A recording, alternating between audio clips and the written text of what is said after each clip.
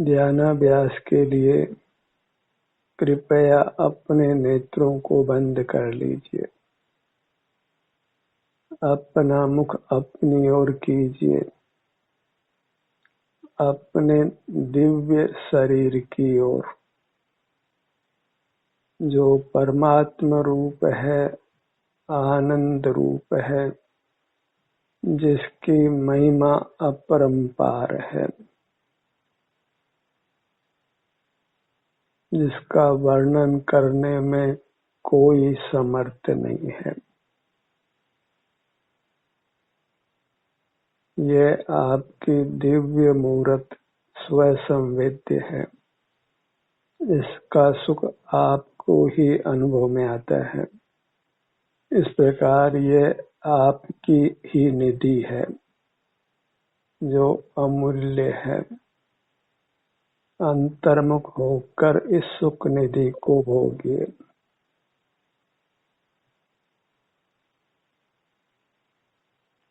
उसी सुख को भोगिए जिसको परमात्मा भोगते हैं। परमात्मा समान आप होते हैं। अपने सिर से पैरों तक ही अपनी दृष्टि को सीमित रखिए।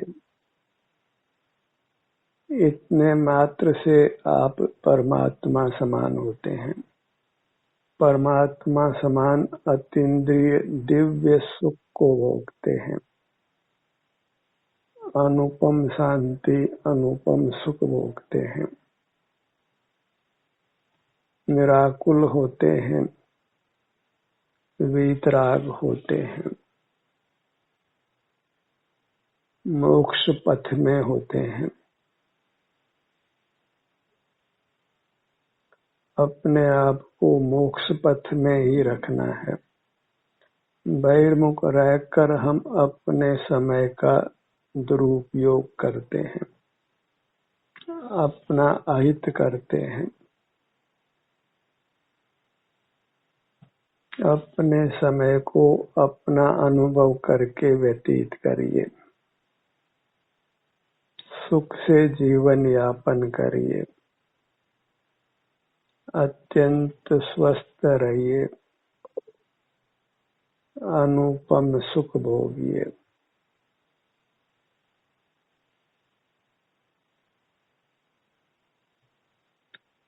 अपने चित्त का अपने इस अमूर्त शरीर में ही विहार कराइए।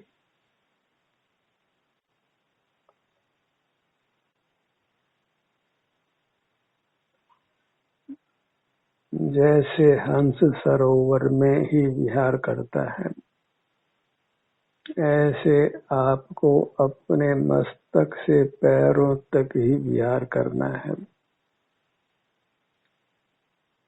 आपकी दिव्य काया से परे आपका सुख नहीं है और आपको अपनी दिव्य काया अंतर्दृष्टि से अनुभव में आती है। इसका सुख आपको अनुभव में आता है और जीव सुख की अनुभूति स्वरूप है। इसी से हमको परमार्थ से भगवान संज्ञा है। ये जीव अनुभूति स्वरूप भगवान है। बहिर्मुख रहकर ही अपनी भगवत्ता को खोता है। बहिर्मुखता में शुभोपयोग हो या अशुभोपयोग हो, दोनों में ही जीव अपनी भगवत्ता को खोता है और कुशील नाम पाता है। और कुशील जीव को सुख नहीं हो सकता है। जब अपना मुख अपनी ओर होता है, हम अपने ही दिव्य शरीर के सुख दुख को भोगते हैं, तो शीलवान होते हैं, सुशील होते हैं, चारित्रवंत होते हैं, स्वरूप में ही आचरण करते हैं, वही वास्तव में धर्म है, वीतराग परिणाम है। अपने सुझाव से आपको अपने दिव्य शरीर के भीतर ही रहना है, इसके सन्मुख ही रहना है, वही भीतर रहना है।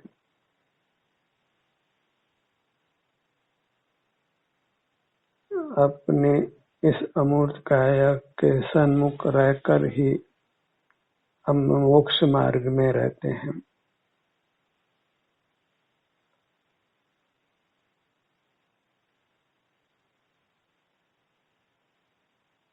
जब बहिर्मुख नहीं होते तो सहज ही हमको अपनी मूर्त का सुख अनुभव में आता है। बस बहिर्मुखता को ही दृढ़ता से रोकना है, क्योंकि अनादि से बहिर्मुख रहे हैं, इसलिए यत्न पूर्वक ही हम बहिर्मुखता को मिटा सकते हैं। और अपने सन्मुख होने पर कदाचित कर्म के उदय से वेदना हो तो उसको भी हमने सहना है, सहिष्णु रहना है, वही परिचय जय है। जितने भी जीव मुक्त हुए हैं वे अपने सन्मुख होकर कर्म के विपाक को उन्होंने शांति से सहन किया है। उस कर्म के विपाक को सह लेने से ही हमारी कर्मों से मुक्ति होती है। अपने सन्मुख रहते हैं तो हम कर्म के बंधन से मुक्त होते हैं। जो जो मुक्त होते हैं वैसे वैसे हमारा सुख प्रकट होता जाता है, अनुभव में आता जाता है, और वह सुख अमृत रूप है, वह दुखों का नाश करता है। मार्ग अत्यंत संक्षिप्त है, केवल इंद्रिय जय करना है। जब मूर्त पदार्थों को देखते जानते नहीं हैं तो मन को भी कोई विषय नहीं मिलता है, कुछ स्मरण करने को भी नहीं रहता है, किसी से बोलने का परिणाम नहीं होता, कुछ काय चेष्टा भी फिर नहीं होती है। हम अपने में ही मगन रहते हैं।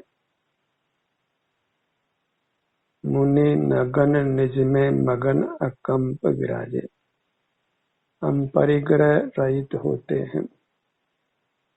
जहाँ मूर्त पदार्थ उपयोग का विषय नहीं है तो उस क्षण हम ग्रस्त हैं तो भी अपरिग्रही समान होते हैं। सागार हो या अनगार हो, जो अपने सन्मुख होता है वह कर्मों का नाश करता है, वीतराग होता है। आप किसी भी मुद्रा में हो, बैठे हो कि खड़े हो या लेटे हो, अपने सन्मुख रहिए। बहिर्मुख नहीं होना है। अंतर्मुख होने के लिए किसी आसन विशेष की आवश्यकता नहीं है। अपने सन्मुख होना ही सुस्थित होना है, वही योग्य आसन है। जो अपने में आसीन है उसका आसन उत्तम है। महिमा अपने में उपस्थित रहने की है। फिर जो भी आसन हो वह आसन उत्तम है। इंद्रिय जय करना है और इंद्रिय जय के लिए कोई आसन विशेष की मुख्यता बिल्कुल नहीं है। सारा वजन इंद्रिय ज्ञान के निरोध पर करिए। मूर्त पदार्थों के देखने जानने से ही संसार यात्रा होती है। संसार में परिभ्रमण कर हम नाना दुख भोगते हैं। यदि जगत में मूर्त पदार्थ नहीं होते तो मूर्त इंद्रियां भी नहीं होती, मूर्त का ज्ञान भी नहीं होता। क्योंकि मूर्त पदार्थ तो हैं, मूर्त इंद्रियां भी हैं। बस यदि हम इंद्रियों को उपयोग में नहीं लेते हैं तो भले ही जगत में मूर्त पदार्थ हों, मूर्त इंद्रियां भी हों, आप अतीन्द्रिय होते हैं, वीतराग होते हैं, परमात्मा समान होते हैं और निश्चित ही अल्पकाल में परमात्मा होते हैं। इंद्रिय जय वही धर्म का मूल है। उसी से जीव मोह कर्म की सेना को जीतता है, सकल कर्मों को नष्ट करता है। जितना भी ज्ञान है वह सब इंद्रिय ज्ञान नाम पाता है। पराधीन या परोक्ष ज्ञान को इंद्रिय ज्ञान संज्ञा है। और जितना भी ज्ञान हमको होता है वह पराधीनता से ही होता है, मूर्त के आश्रय से ही होता है। तो ज्ञान का ही निरोध करना है। और जब हमारा अभिप्राय कुछ भी जानने का नहीं होता तो हम आत्मस्थ होते हैं, स्वस्थ होते हैं, अपूर्व सुख को भोगते हैं।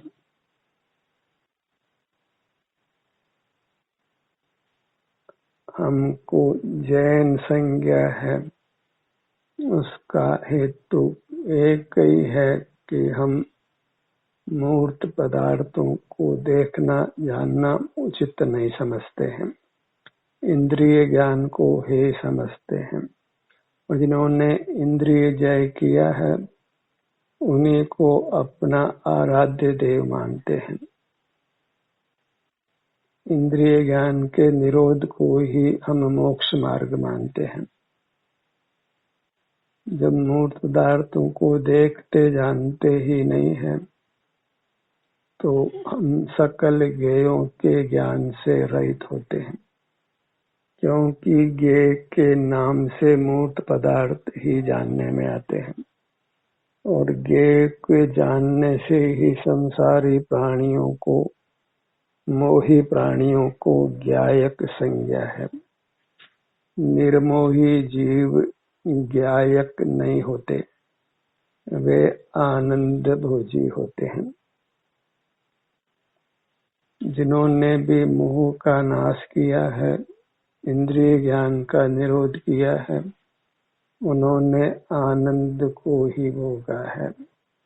और जीवों को देशना में यही कहा है कि जीव का स्वरूप अपने आनंद को भोगना है, ज्ञेयों के ज्ञान से अपने को रहित रखना है।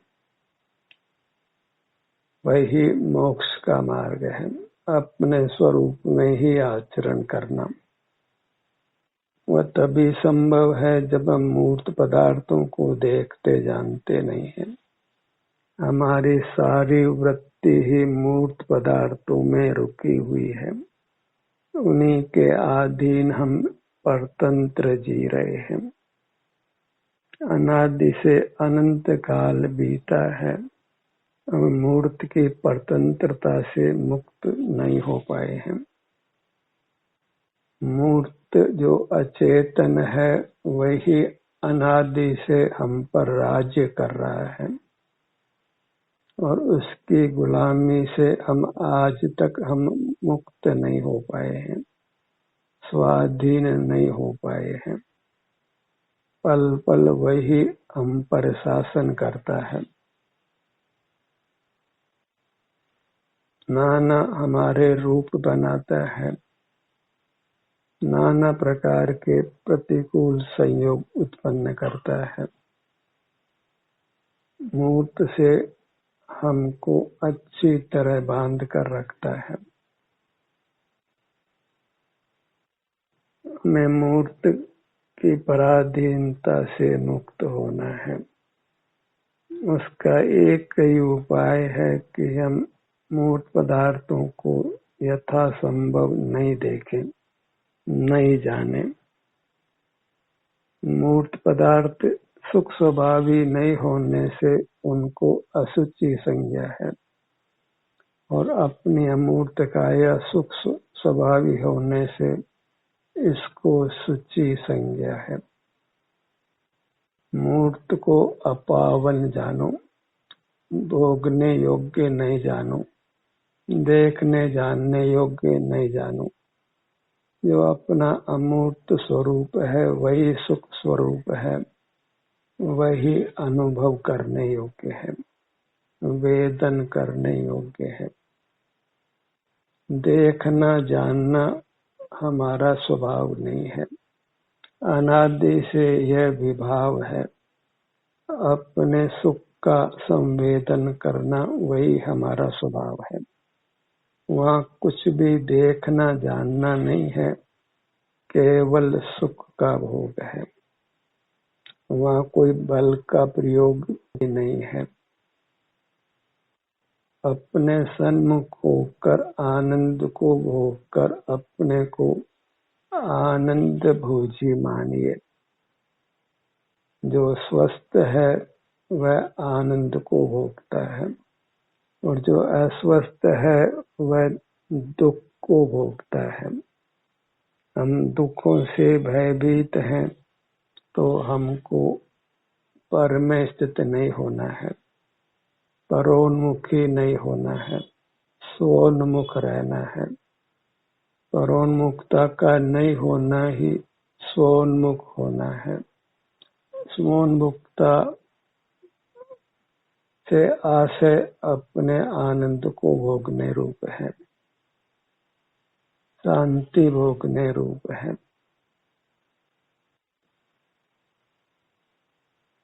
जहाँ भी अपने जिस भाग में भी संवेदना का अनुभव हो उसको स्वीकार करिए। इस स्थिति में ही शांति है, निराकुलता है।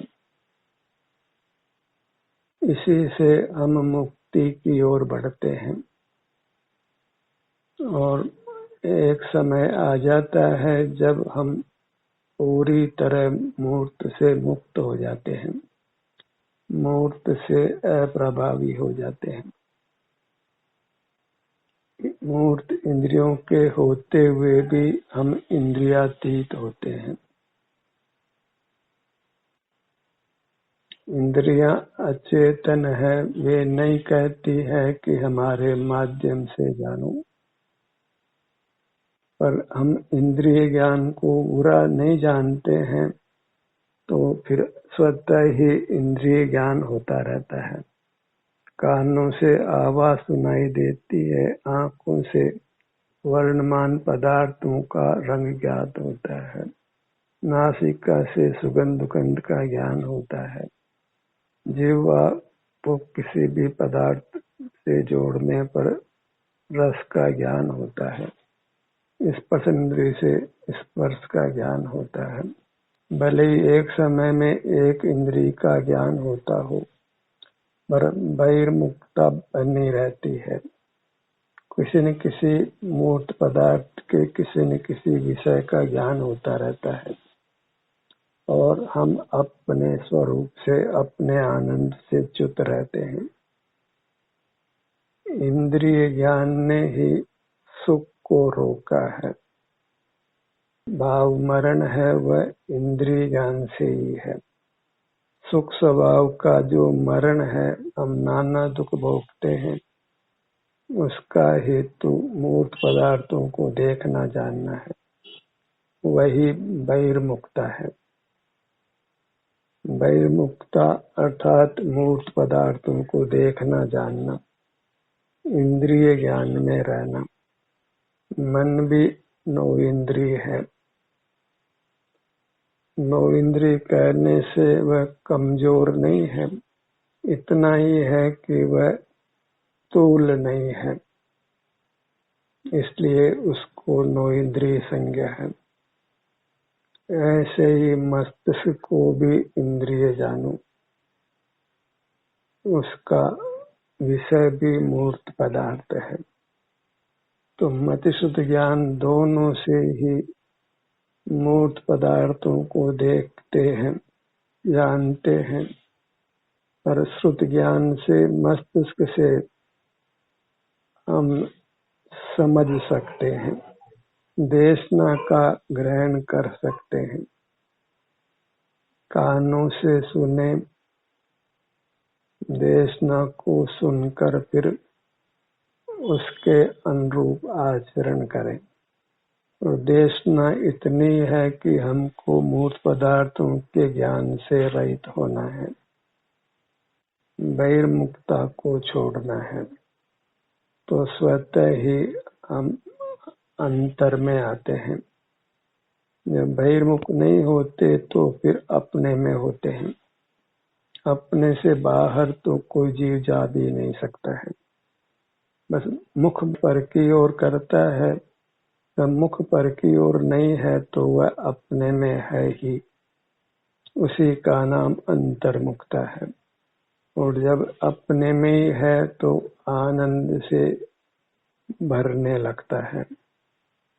जैसे किसी भी वस्तु को चाशनी में डुबोया जाए तो वह मीठी हो जाती है, ऐसे ही अपनी वृत्ति अपने आनंद रूप काय में रहकर आनंद रूप हो जाती है, फिर वृत्ति में दुख नहीं रहता है। तो हमें अपने में रहना है, अपने सिर से पैरों तक रहना है। इसी का संकल्प कीजिए, इसी का पुरुषार्थ कीजिए। बस पिंडस्थ रहना है, चित्त पिंड में रहना है, जीवास्तिकाय में रहना है। यही चिद्रूप है, चिन्मय है, आत्मा है, परमात्मा है। इसी की महिमा में लीन रहना है, अर्थात इसी का सुख भोगते हुए रहना है, परमात्मा दशा को पाल लेना है। अंतर में ठहर कर देखिए आपको कितना सुख अनुभव में आता है, फिर स्वतः ही आप अंतर में ही ठहरते हुए रहना चाहेंगे, और अंतर को छोड़ने पर आपको आकुलता होगी तो आप पुनः अंतर में आएंगे, अपने में ही बने रहने का अहोरात्रि प्रयत्न करेंगे। तो फिर आपको जैसे पलक झपकते परमात्मा दशा होगी, अर्थात अल्पकाल में ही आप परमात्मा होंगे, अपनी मूर्त के स्वामी होंगे। अपनी मूर्त को ही त्रिलोक संज्ञा है, जिससे आप त्रिलोकीनाथ होते हैं। नाभि और नाभि के समानांतर क्षेत्र को मध्य लोक संज्ञा है। इससे नीचे पगतली तक अधोलोक मानिए, और नाभि से ऊपर मस्तक तक इसको ऊर्ध्वलोक मानिए। और यही यदि समुद्घात कर फैलता है तो पूरे तीनों लोक में समा जाता है। इस प्रकार हम त्रिलोकी नाथ हैं, पर के नाथ नहीं हैं। अपना ही लोक चिल्लोक तीन लोक रूप है, उसी के हम नाथ हैं। और ये चिल्लोक चेतन है, क्योंकि इसको चेता जाता है। चेता जाता है अर्थात इसका अनुभव किया जाता है, अनुभव किया जाता है अर्थात इसके आनंद को भोगा जाता है। चेतन का ही शब्दार्थ आनंद भोजी है। हम चेतन हैं, चिन्मय है, आत्मा है कि आनंद भोजी है, ये सब एकार्थक है। अपनी वस्तु को आत्मा नाम मिलता है। जो आत्मी है, अपना है, वह आत्मा है। सिर से पांव तक ये जीवास्तिकाय अपने होने से इसको आत्मा नाम है, और ये उत्कृष्ट पदार्थ होने से इसको परमात्मा नाम है। तो इसको हम आत्मा कहें कि परमात्मा कहें, जीवास्तिकाय कहें कि चिद्रूप कहें कि चिन्मय कहें, पर वास्तव में यह आनंद भोजी है, केवल सुख रूप है। इसी के संलग्न होकर हम उत्तम सुख को भोग कर निहाल हो जाते हैं, धन्य हो जाते हैं, प्रभु हो जाते हैं, ईश्वर हो जाते हैं। सुख ही हमारा ऐश्वर्य है। उस ऐश्वर्य को छोड़ना नहीं है, भोगते रहना है। अपने ध्यान को अपने मस्तक भाग पर लाइए। मस्तक भाग के सुख को भोगिए। अपने सर्वांग प्रदेशों में सुख ही वर्तता है। उस सुख को हमने वृथा नहीं गंवाना है। बहिर्मुखता में तो मूर्त पदार्थ ही जानने में आते हैं, उनमें सुख नहीं होने से हमको आकुलता ही रहती है। पर चूंकि उस आकुलता को भोगते रहने की हमको आदत ही हो गई है, तो हमको उसमें कुछ आकुलता लगती नहीं है। पर जब अंतर में हम अपने दिव्य सुख को भोग लेते हैं, तो बहिर्मुखता के हर पल में हमको आकुलता लगती है। फिर हम बहिर्मुखता को छोड़ने का पूरा प्रयत्न करते हैं, अपने में ही बने रहने का प्रयत्न करते हैं।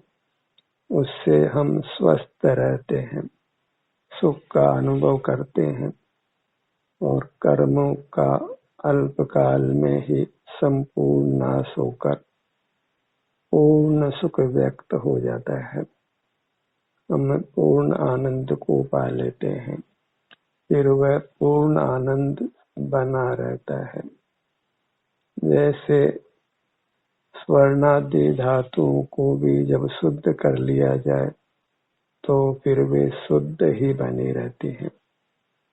ऐसे यह जीव जब कर्मों के बंधन से छूट जाता है, मूर्त पदार्थों के ज्ञान से रहित हो जाता है, तो वह फिर अनंत काल आनंद भोजी ही रहता है। काम इतना ही है कि हमको अपने आप को इंद्रिय ज्ञान से मुक्त करना है, वही दुख से मुक्त करना है। दुखों से मुक्ति चाहते हैं तो उसके हेतु इंद्रिय ज्ञान से, मूर्त पदार्थों के ज्ञान से मुक्त कर लीजिए, तब आप अंतर्मुख ही होंगे, आनंद भोजी होंगे, परमात्मा समान होंगे, और अल्पकाल में परमात्मा होंगे।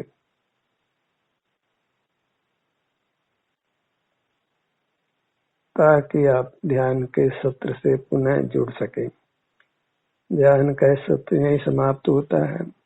आपकी सहभागिता के लिए धन्यवाद।